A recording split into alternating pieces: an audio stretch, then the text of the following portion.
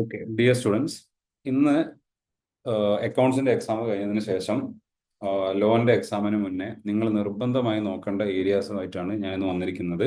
So without wasting any time directly going to the area. ഈ areas നിങ്ങൾ എന്തായാലും നോക്കിയിട്ടുണ്ട് എന്ന് ഉറപ്പുവരുത്തിയതിനു ശേഷം എക്സാമുകളിലേക്ക് പോവുക.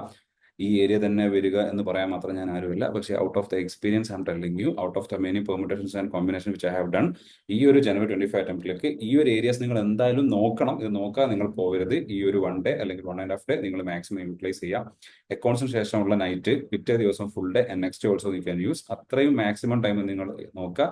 ഈ പറഞ്ഞിരിക്കുന്ന ഏരിയാസ് ഒരിക്കലും എന്ത് ചെയ്യാൻ പാടില്ല, മിസ് ചെയ്യാൻ വേണ്ടി പാടില്ല. Okay, coming directly to the topic. Okay, so first chapter 1 പ്രിലിമിനറിയിൽ അസോസിയേറ്റ് കമ്പനീന്റെ ഡെഫിനിഷൻ, സ്മോൾ കമ്പനീന്റെ ഡെഫിനിഷൻ, ഫോറിൻ കമ്പനീന്റെ കോൺസെപ്റ്റ്, അതോടെ like company incorporate outside India but having business in India എന്ന് പറഞ്ഞിട്ടുള്ള ഒരു ക്വസ്റ്റ്യൻ വരാറുണ്ട്. അതിലിപ്പോൾ ഓൺലൈൻ മോഡിലാണെങ്കിലും എങ്ങനെയാണെങ്കിലും നിങ്ങൾ അത് എന്ത് ചെയ്യണം, ഫോറിൻ കമ്പനിയായിട്ട് കാണുന്നെല്ലാം പറയുന്ന ആ ഒരു കൺസെപ്റ്റ് ഒന്ന് മനസ്സിലാക്കി വെക്കാം. Again dormant company, startup company, അതുപോലെ തന്നെ ഗവൺമെന്റ് കമ്പനീന്റെ ഡെഫിനിഷൻ, പബ്ലിക് ഫിനാൻസ് ഇൻസ്റ്റിറ്റ്യൂഷന്റെ ഡെഫിനിഷൻ, OPCന്റെ കൺസെപ്റ്റ്സ്, ഇത്രയും ഭാഗങ്ങൾ 5 ടോപ്പിക്ക് നിങ്ങൾ എന്തായാലും നോക്കണം. ഇത് കൂടാതെ നിങ്ങൾ ഓൾറെഡി നോക്കിയ ഭാഗങ്ങൾ നിങ്ങൾ നോക്കുക. ഞാൻ പറയുന്നത് ഈ ഏരിയാസ് ഒരിക്കലും എന്ത് ചെയ്യരുത്, മിസ് ഔട്ട് ചെയ്യരുത് എന്നുള്ളതാണ്. ഓക്കെ അല്ലേ? നെക്സ്റ്റ് പോവുകയാണെങ്കിൽ ഇൻകോർപ്പറേഷൻ ചാപ്റ്ററിന്റെ അകത്ത് നെയിം ക്ലോസിന്റെ കൺസെപ്റ്റ് ഉണ്ട്. 20 days, again 20 days, again 20 days, അങ്ങനെ 60 days വരെ നിങ്ങൾക്ക് എക്സ്റ്റെൻഡ് ചെയ്യാവുന്നു. അതിനൊരു ഫീസ് കൊടുക്കുക എന്ന് പറഞ്ഞൊരു കണ്ടന്റ് ഉണ്ട്, അത് നോക്കാം. സെക്ഷൻ 8 കമ്പനീന്റെ കൺസെപ്റ്റ് കൃത്യമായി നോക്കിക്കോ, എങ്ങനെ അതിന് ഇൻകോർപ്പറേഷന്റെ സ്റ്റെപ്സ് കാര്യങ്ങൾ നോക്കിക്കോ. ആൾട്രേഷൻ ഓഫ് സിറ്റുവേഷൻ അല്ലെങ്കിൽ രജിസ്റ്റേർഡ് ഓഫീസിന്റെ ക്ലോസ്, അതുപോലെ തന്നെ കമൻസ്മെന്റ് ഓഫ് ബിസിനസ്സുമായിട്ട് ബന്ധപ്പെട്ട ഫോമും അതുമായിട്ട് ബന്ധപ്പെട്ട concept. 1% company I M expecting this time, so give focus on that area. Ultra wires, അതുപോലെ തന്നെ ഇൻഡോർ മാനേജ്മെന്റ്, അതുപോലെ തന്നെ കൺസെപ്റ്റീവ് നോട്ടീസിന്റെ 3 ഡോക്ടറിന്റെ കൺസെപ്റ്റുകളും കൃത്യമായി നോക്കിക്കോ.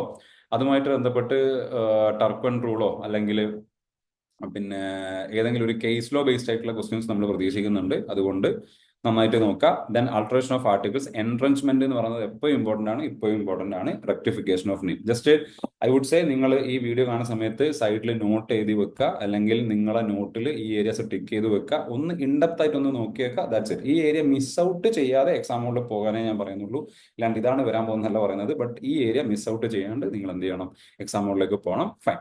നെക്സ്റ്റ്, ഇൻകോർപ്പറേഷൻ കഴിഞ്ഞാൽ പ്രോസ്പെക്ടസ് എന്ന് പറയുന്ന ഒരു ഭാഗത്തിൽ shelf prospectus, red earring prospectus. Shelf prospectus ഉള്ള ഒരു ഷെൽഫ് ലൈഫ് ഉണ്ടാവും, 1 year പീരീഡ് ഉണ്ടാവും. അതുപോലെ തന്നെ ഇൻഫർമേഷൻ എന്ന് പറയുന്ന കോൺസെപ്റ്റ് ഉണ്ട്. സെക്ഷൻ 447 ഫ്രോഡിന്റെ പണിഷ്മെന്റ് കാര്യങ്ങളൊന്നും മനസ്സിലാക്കി വെച്ചേക്ക്. Deemed prospectus direct descriptive question പോലെ വരാൻ ചാൻസ് ഉണ്ട്, റൈറ്റ് ചെയ്ത് പഠിച്ചോ. അണ്ടർ റൈറ്റിംഗ് കമ്മീഷന്റെ ക്വസ്റ്റ്യൻ ആണ്, ടെക്സ്റ്റ് ബുക്കിന്റെ ബാക്കിൽ ഒരു ക്വസ്റ്റ്യൻ ഉണ്ട്, ലൈക്ക് നിങ്ങൾ ക്യാഷ് ആയിട്ട് തന്നെ പേ ചെയ്യേണ്ടതുണ്ടോ, ഇൻകൈൻഡ് ആയിട്ട് പേ ചെയ്താൽ ഓക്കെ ആണെന്നെല്ലാം പറയുന്ന ആ ക്വസ്റ്റ്യൻ. അതുപോലെ അണ്ടർ റൈറ്റിംഗ് കമ്മീഷൻ ഡിബഞ്ചേഴ്സിനാണെങ്കിൽ 2.5% മാക്സിമം അല്ലെങ്കിൽ AOA, അതുപോലെ തന്നെ ഷെയർ ക്യാപിറ്റലാണെങ്കിൽ 5% അല്ലെങ്കിൽ AO ഡിസ്ക്രൈബ് ചെയ്ത എമൗണ്ട് വിച്ച് ഓർ സ്ലോവർ എന്നുള്ളത് കൃത്യമായി മനസ്സിലാക്കുക.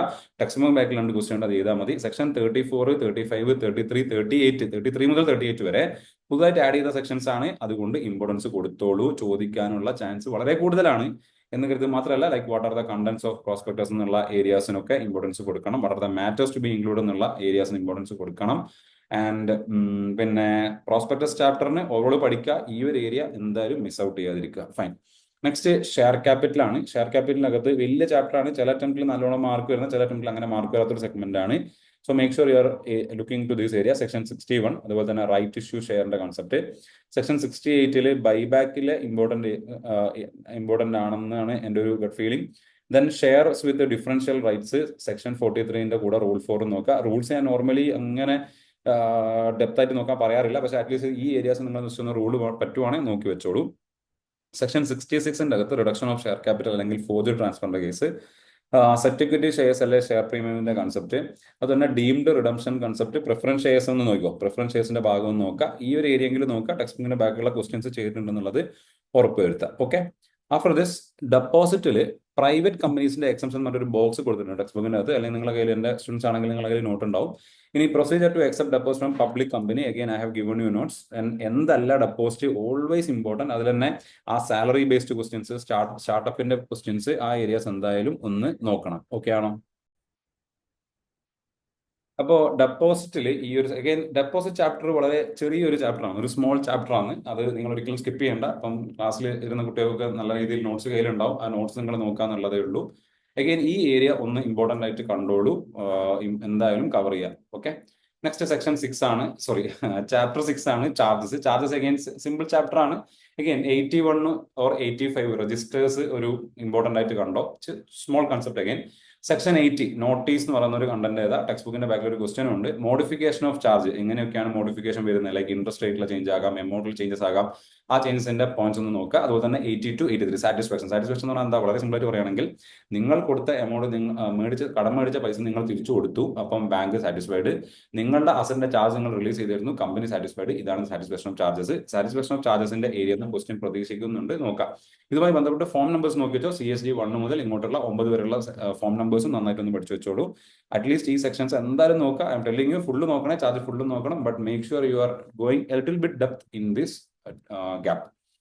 മാനേജ്മെന്റിലേക്ക് വരുന്ന സമയത്ത് ഫോക്കസ് ചെയ്യേണ്ട ഏരിയാസ്, ബെനിഫിഷ്യൽ ഇൻട്രസ്റ്റിന്റെ ഡിക്ലെയർ ചെയ്യുക, സെക്ഷൻ 89. അതുപോലെ തന്നെ സെക്ഷൻ 90 സിഗ്നിഫിക്കന്റ് ബെനിഫിഷ്യൽ ഇൻട്രസ്റ്റ്. അതുപോലെ തന്നെ ആനുവൽ റിട്ടേൺ 92 ഇമ്പോർട്ടന്റ് ആണ്. ഇമ്പോർട്ടന്റ് ആണ്. ആരൊക്കെ സൈൻ ചെയ്യുന്ന ടൈം ലിമിറ്റ് കാര്യങ്ങളൊക്കെ പഠിച്ചു വെച്ചോളൂ. പിന്നെ ഇലക്ട്രോണിക് വോട്ടിംഗ് അല്ലെങ്കിൽ പോസ്റ്റൽ ബാലറ്റ് ആണ്. More importance would be for postal ballot. Postal ballot വഴി മാത്രം ചെയ്യാൻ പറ്റുന്ന സെഗ്മെന്റ്സ് ഉണ്ട്, അത് നോക്കി വെക്കാം. Next circulation of members resolution section 111. Section 101 notice കൺസെപ്റ്റുകൾ. നോട്ടീസിന്റെ കൺസെപ്റ്റിൽ എത്ര ദിവസം, ആ ഒരു 48 ഡേയ്സ് ഇൻ ബിറ്റ്വീൻ കൊടുക്കാം, അയച്ച ദിവസം കൂട്ടണ്ട, കിട്ടിയ ദിവസം കൂട്ടണ്ട, ആ നമ്പർ ഓഫ് ഡേയ്സ് വെച്ചിട്ടുള്ള ഒരു സംഭവം നമ്മൾ ക്ലാസ്സിൽ ചെയ്തിട്ടുണ്ടാവും, ഇമ്പോർട്ടന്റ് ആണ്. Register of members section 88, MGT1, MGT2, MGT3 അറിയാലോ, മെമ്പേഴ്സ് ഡിബഞ്ചർ ഹോൾഡേഴ്സ് എന്ന് പറഞ്ഞിട്ട് ഇമ്പോർട്ടന്റ് ആണ്. Special notice section 115, 118 minutes, 119 postal ballot again 109. Then is concept of chairman ഒരു MCQ ലെവലാണ് പ്രതീക്ഷിക്കുന്നത്. ഓൾസോ AGM റിലേറ്റഡ് കൺസെപ്റ്റുകളും ഇമ്പോർട്ടന്റ് ആണ്. ഓക്കെ ആണോ? നിങ്ങൾ വീഡിയോ ഉണ്ടാക്കുകയാണെങ്കിൽ ജസ്റ്റ് പോസ് ചെയ്യുക, ഈ ഏരിയാസ് ഒന്ന് നോട്ട് ചെയ്ത് വെച്ചോ, അല്ലെങ്കിൽ നിങ്ങളെ നോട്ടിൽ ടിക്ക് ചെയ്തിട്ട് ഒന്ന് ഇൻഡെപ്തായിട്ട് നോക്കാം. Again I am telling U, ഇത് മാത്രം നോക്കാനല്ല പറയുന്നത്, ഇത് എന്തായാലും നോക്കണം എന്നാണ് പറയുന്നത്. മൂവിങ് ഓൺ, സെക്ഷൻ 8 എല്ലാ സെക്ഷൻ ടെക്സ്റ്റ് ബുക്കിന്റെ ബാക്കിയുള്ള എല്ലാ ക്വസ്റ്റ്യൻസ് ഒന്ന് ചെയ്തേക്ക്, ക്വിക്ലി തീരും. 123 മുതൽ 127 വരെ. അഗൈൻ പണിഷ്മെന്റിന് ഇമ്പോർട്ടൻസ് കൊടുത്തോളൂ. നെക്സ്റ്റ് അക്കൗണ്ട്സിൽ സെക്ഷൻ 120 നോക്കാം. 135 ക്വസ്റ്റ്യൻ പ്രതീക്ഷിച്ചോ. പിന്നെ സെക്ഷൻ 134 ആരാ സൈൻ ചെയ്യുന്നുള്ള കൺസെപ്റ്റ്. NFRA കുറച്ചായിട്ട് വളരെ ഇമ്പോർട്ടന്റ് അല്ലാണ്ട് പോകുന്നുണ്ട്. ആൻഡ് ഓൾസോ NFRA റിലേറ്റഡ് ആയിട്ട് കുറച്ച് കാര്യങ്ങൾ ന്യൂസിൽ ഉണ്ടായിരുന്നു. അപ്പൊ അതുകൊണ്ട് തന്നെ NFRA ആയിട്ട് ബന്ധപ്പെട്ട ഒരു ക്വസ്റ്റ്യൻ വരാൻ ഒരു ചാൻസ്, പ്രോബിലിറ്റി കാണുന്നുണ്ട്. അപ്പം ജസ്റ്റ് ഒന്ന് വായിച്ച് നോക്കിയിട്ട് ശേഷം പോവുക, ആ പവേഴ്സ് എങ്കിലും നോക്കിയിട്ട് പോയിക്കോ. 134 അഗൈൻ ബോർഡ്സ് റിപ്പോർട്ടിലെ കണ്ടന്റും നോക്കുക. അഗൈൻ ടെക്സ്റ്റ് ബുക്കിന്റെ ബാക്കിയുള്ള എല്ലാ ക്വസ്റ്റ്യൻസും നിർബന്ധമായും ചെയ്യേണ്ട ചാപ്റ്റർ ആയിരിക്കും അക്കൗണ്ട്സ്. ഈ ഗ്യാപ്പിലും എന്തായാലും ചെയ്യാൻ ഞാൻ പറയാണ്, അതൊന്ന് നോക്കണേ, ഇമ്പോർട്ടന്റ് ആണ്. Okay, next section chapter 10 audit ആണ്. ഓഡിറ്റ് അഗൈൻ സെക്ഷൻ ഫുള്ളും നന്നായിട്ട് പഠിക്കണം. 139 മുതൽ 148 വരെ പഠിക്കണം.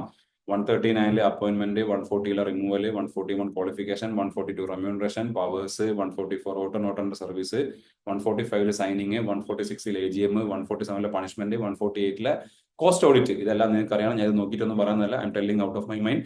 ഇത് നിങ്ങൾ അറിഞ്ഞിരിക്കണം. സെക്ഷൻസ് അടക്കം കോട്ട് ചെയ്തോ അതായിരിക്കും വേണ്ടത്. ഇനിയിപ്പോൾ ഇത് അറിഞ്ഞുകൂടെങ്കിൽ പേടിക്കേണ്ട, കൺസെപ്റ്റ് ധൈര്യമായിട്ട് എഴുതി കൊടുത്തതിന് ശേഷം മാർക്സ് കുറയാൻ വേണ്ടി നോക്കുക. ഈ സെക്ഷൻസ് എങ്കിലും നോക്കുക. 142 remuneration, 145 general meeting attention, 147 penalty, qualification, പിന്നെ 143 ഫുള്ളും ഇമ്പോർട്ടൻ്റ് ആയിട്ട് ഫീൽ ചെയ്യാണ്. 144 വരാം. 140 അഗൈൻ ഇൻഡയറക്ട്ലി ഇത് ഞാൻ ഫുള്ളും തന്നെ പറയുന്നുണ്ട്. ഓഡിറ്റേഴ്സ് അറിയാം, എപ്പോഴും ഇത് ഓഡിറ്റിൽ ആദ്യം ഉള്ളതായിരുന്നു, ഇപ്പൊ ഓഡിറ്റിലും ലോലും ഉള്ളതായിരുന്നു, ഇപ്പൊ ലോല് മാത്രമുള്ളതാണ്. അതുകൊണ്ട് തന്നെ ചില അറ്റംപ്റ്റിൽ ഒന്ന് കുറഞ്ഞിട്ടുണ്ടെങ്കിൽ പോലും ഈ അറ്റംപ്റ്റിൽ കുറച്ച് കൂടാൻ ചാൻസ് ഉണ്ട്. അതുകൊണ്ട് നന്നായിട്ട് ഡീറ്റെയിൽ ആയിട്ട് നോക്കിയ ശേഷം പോവുക. ഫോറിൻ കമ്പനിയിൽ 370 നോക്കിക്കോ, 2 ക്ലോസ് 42 നോക്കിക്കോ. അതുപോലെ തന്നെ 381 ആൻഡ് 384 ഇമ്പോർട്ടൻസ് കൊടുത്തോ. പെനാൾട്ടിയിൽ 392, 393 ഇതൊന്ന് പോസ് ചെയ്തിട്ട് നോട്ട് ചെയ്തിട്ട് ഇതെന്തായാലും നോക്കുക. ടെക്സ്റ്റ് ബുക്കിന്റെ ബാക്കിയുള്ള ക്വസ്റ്റ്യൻസ് എന്തായാലും ചെയ്യുക. FEMA, I think if you have my book complete ആയി നോക്കിക്കോ, 10 മാർക്സിന് അതൊന്ന് കിട്ടിക്കോളും. കഴിഞ്ഞ അറ്റംപ്റ്റിൽ നമ്മളെ ക്വസ്റ്റ്യൻ നമ്മളെ ബുക്കിൽ നിന്ന് വന്നിട്ടുണ്ട്.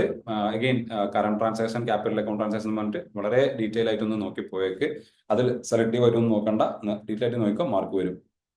LLPയിൽ ഫ്രോഡ് കാണിച്ചാൽ അൺലിമിറ്റഡ് ലയബിലിറ്റി വരും എന്ന് പറയുന്ന സെക്ഷൻ 30. അതുപോലെ തന്നെ section 15 to 17, holding out section 29, LLP small LLPന്റെ ലിമിറ്റ്സ്, അതുപോലെ തന്നെ ഡെസിഗ്നേറ്റ് പാർട്ണർ കോൺസെപ്റ്റ് എങ്കിലും നോക്കുക. നിങ്ങൾ മാക്സിമം നോക്കിയിട്ടുണ്ടോ, അത് കണ്ടിന്യൂസ് ആയിട്ട് നോക്കിക്കൊണ്ടിരിക്കുക. 14 സെക്ഷൻ 9, 10, 11, 12, 13, 14 ഇമ്മൂവബിൾ പ്രോപ്പർട്ടിയും, ഇമ്മൂവബിൾ പ്രോപ്പർട്ടിന്റെ പ്രോബ്ലം റൈറ്റ് ചെയ്ത് പഠിച്ചേക്ക്, അത് തന്നെ ചോദിക്കാൻ ചാൻസ് ഉണ്ട്.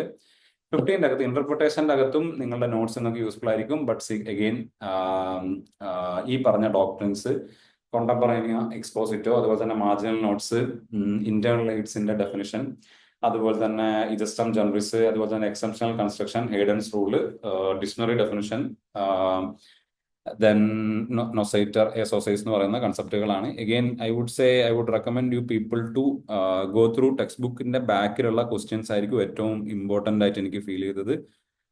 ഈ ഒരു ഏരിയ എങ്കിലും എന്തായാലും മിസ് ഔട്ട് ചെയ്യാതിരിക്കാൻ നോക്കുക. It was a brief video and all the very best for your law exam. Law എക്സാമിനും നിങ്ങൾ ശ്രദ്ധിക്കേണ്ടത്, നിങ്ങൾ പറ്റുവാണെങ്കിൽ സെക്ഷൻസ് കോട്ട് ചെയ്ത് വെച്ചോ. നോട്ട്സ് എഴുതുന്ന സമയത്ത് ആൻസർ എഴുതുമ്പോൾ കൺസെപ്റ്റ് അതുപോലെ തന്നെ ഗിവൺ എന്നിട്ട് കൺക്ലൂഷനിലേക്ക് പോവുക. നിങ്ങൾക്ക് എക്സാമിന് സമയം എന്തായാലും കിട്ടും. നിങ്ങൾ പഠിച്ച കാര്യങ്ങൾ ഓർമ്മയൊക്കെ വരും. ലോന്റെ എക്സാം എളുപ്പമായിരിക്കും. ധൈര്യത്തിലിരിക്കുക. കോൺഫിഡൻസോട് കൂടി എക്സാമിനെ അപ്രോച്ച് ചെയ്യുക. നിങ്ങൾക്ക് ഏറ്റവും സ്കോർ ചെയ്യാൻ പറ്റുന്ന പേപ്പർ ആയിരിക്കും ലോ. ധൈര്യത്തിലിരിക്കുക. All the very best. See you in CA finals.